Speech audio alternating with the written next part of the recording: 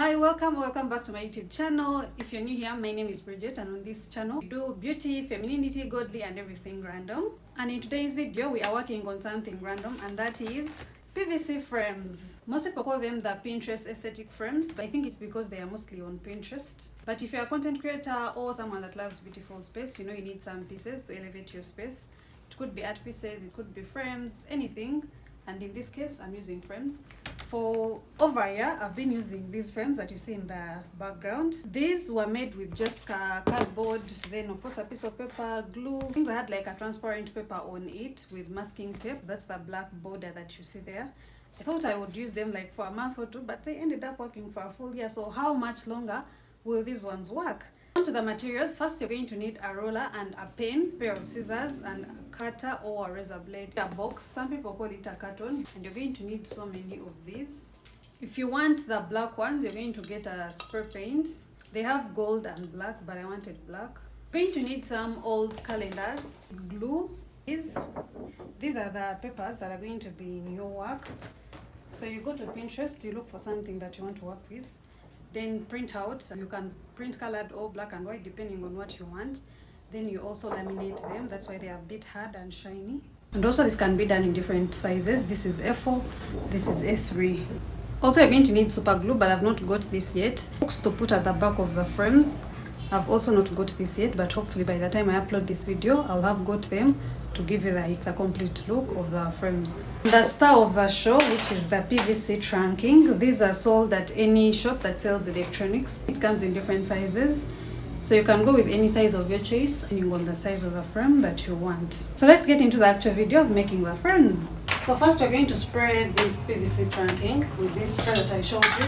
I recommend that you do this outside. If you're working inside, make sure the space is well aerated, otherwise you will choke. So I'm going to put also this to make sure my flow is not damaged. I'm going to open the trunking to remove the cover because we don't need it. Also check the spray very well before you spray it on. Next you're going to be placing your work, this piece that you're working with, on the box that you're going to be using for measurements.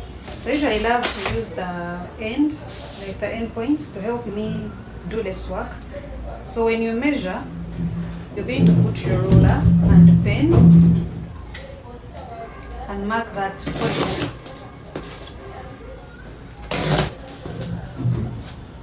So you do the same for all sides. At this side I'm not marking because I know I'm going to be cutting off only this end that is a bit not clean.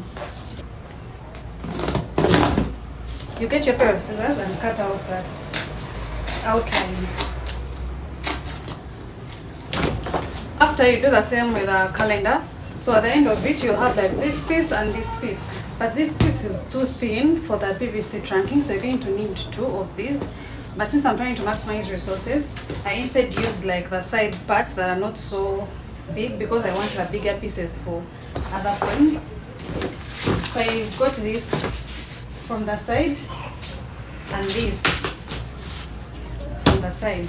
And then for the A4, I cut out this, and then I'll be using this from the previous frames that I showed you. So these are two pieces. I'm going to glue this together and also put the calendar piece at the back. So this is like the clean back, like this. So I'm going to glue these pieces together like this, attach a calendar, then this front side I will attach this, still using glue. So I will see you after I've done that. We will do the complete part of the PVC.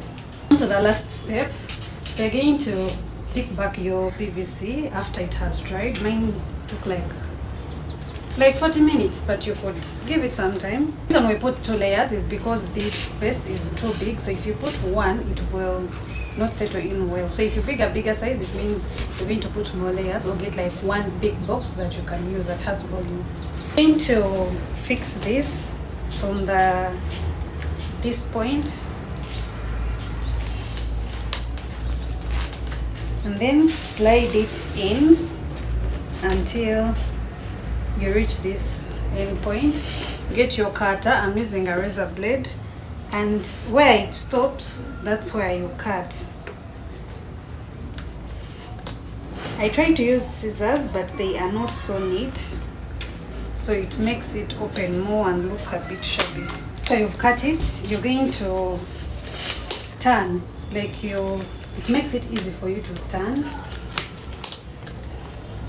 and then you put in this other side. Again, this is how it looks over. Again, you cut, turn until you reach this side. And this is how it looks after putting in all the borders. And this is where the super glue comes in, because these are not very firm. So you get like super glue, you put in like a little in the edges to make sure it is quite firm. Yeah, but like I mentioned, I've still not got super glue. Hooks, they're supposed to go here, but still you have to get something light, because still the board inside is not that firm. So you have to get something light, like to make sure it doesn't fall off after some time. In case where you feel like the paint is not like well spread after this step, you can go ahead and spray again. You just get like pieces of papers and fix in here so that you don't damage the piece itself. One PVC made this and this, so it's an A3 and an A4, and then it remained with one side of one A4. So these are the pieces at once. They made 4 pieces. There are 2 A3s and 2 A4s. This is what remained from one of the PVCs. I have another piece like this from the other PVC. So it means I need maybe another one to complete this other piece as well.